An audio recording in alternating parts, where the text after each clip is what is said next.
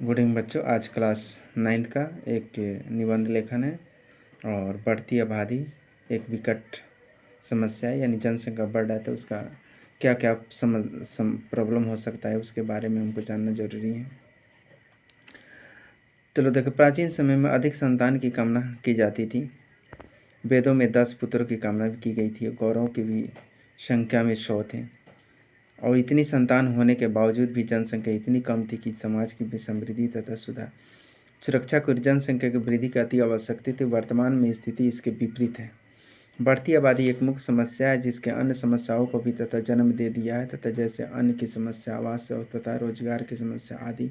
इसलिए कहा गया कि आबादी का बढ़ना कई कारणों पर भी निर्भर करता है, जिसमें प्रमुख है अज्ञानता और अशिक्षा तथा अंधविश्वास। कुछ लोगों को अपनी पुत्री का विवाह छोटी आयु में ही कर देते हैं तो जिसकी आबादी को बढ़ावा मिलता है। पुरानी रूढ़िवादी अंधविश्वासों के जकड़ने होने के कारण तथा अज्ञानता के कारण तथा कुछ लोग संतान को भगवान का उपहार मानते हैं तथा इसी कारण से परिवार नियोजन को या समिति में कोई भी महत्व नहीं देते। फलस्वरूप ऐसे परिवारों 8 से 10 बच्चों का होना आम बात है। भारत में गरीबी से अधिक होने के कारण तथा जिन वर्ग के मनोरंजन के साथ साथ सुलभ नहीं है तथा फलस्वरूप दूरदर्शन तथा रेडियो तथा आदि पर जो परिवार का महत्व समझा जा सकता कहते थे, इसके तथा लाभ बताए जाते हैं उनके तथा नहीं पहुंचाए जा पाते थे। ऐसे में अज्ञानता वश से वे परिवार को सीमित नहीं रख पाते हैं तथा आबादी बढ़ने का एक मुख्य कारण यह भी है कि आज बहुत सी बीमारियों तथा महामारियों पर हमने नियंत्रण पा लिया है, लेकिन पहले की अपेक्षा तथा बीमारी तथा महामारियों नहीं फैलती है। फलस्वरूप तथा पहले की अपेक्षा मृत्यु दर भी घट गई है तथा वहीं ज़्यादा बच्चों को जन्म तथा अस्पतालों में होता था, जिसके कारण जहाँ घरों में दाइयों द्वारा तथा प्रसव करवाने के कारण तथा जो समस्या आती हो तथा अब नहीं आती थी। इसी कारण जन्म दर में वृद्धि हुई है।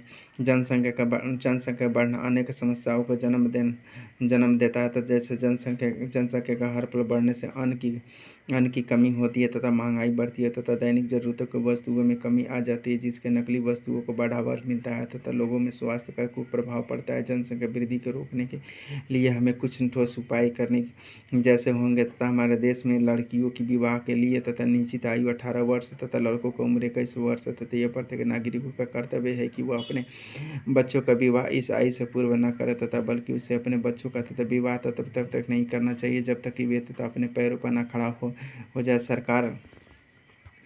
सरकार को भी चाहिए कि वह तथा विवाह के लिए निश्चित आयु में परिवर्तन कर लड़कियों के लिए 22 वर्ष तथा लड़कों के लिए 25 वर्ष कर दे। इससे जनसंख्या नियंत्रण में तथा मदद मिलेगी तथा साथ ही लड़के लड़कियों को पढ़ने तथा अपना करियर बनाने का समुचित समस्या तथा अवसर मिलेंगे। इसके अतिरिक्त पुरानी रूढ़िवादियों तथा अंधविश्वासों को दूर करने लोगों में तथा जागरूकता लानी चाहिए तथा लोगों को निश्चित कर उन्हें तथा परिवार नियोजन के उपायों का तथा अवगत करवाना चाहिए तथा जनसंख्या वृद्धि से होने वाली हानियों के प्रति जागरूकता कराना विशेष आवश्यक है।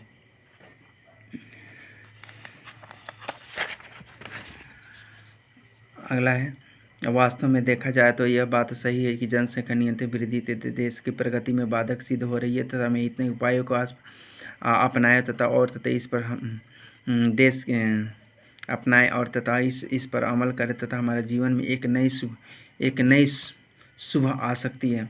तो इस प्रकार बच्चों मान ली जाए कि जो भी जनसंख्या के बारे में प्रॉब्लम है, जो चीज़ जनसंख्या मान ली कि और सभी प्रॉब्लम है, खाने पीने हर चीज़ मान ली कि पढ़ाई लिखाई या शिक्षा सब चीज़ के प्रॉब्लम हो जाती है। जनसंख्या बढ़ने से देखता है कि जैसे अगर मान ली कि किसी के 10 पुत्र है, जैसे एक पुत्र देखते अच्छा से खाता पीता रहता है, लेकिन 10 वाला किस तरह झगड़ा झंझट यानी परिवार की समस्या हो जाती है।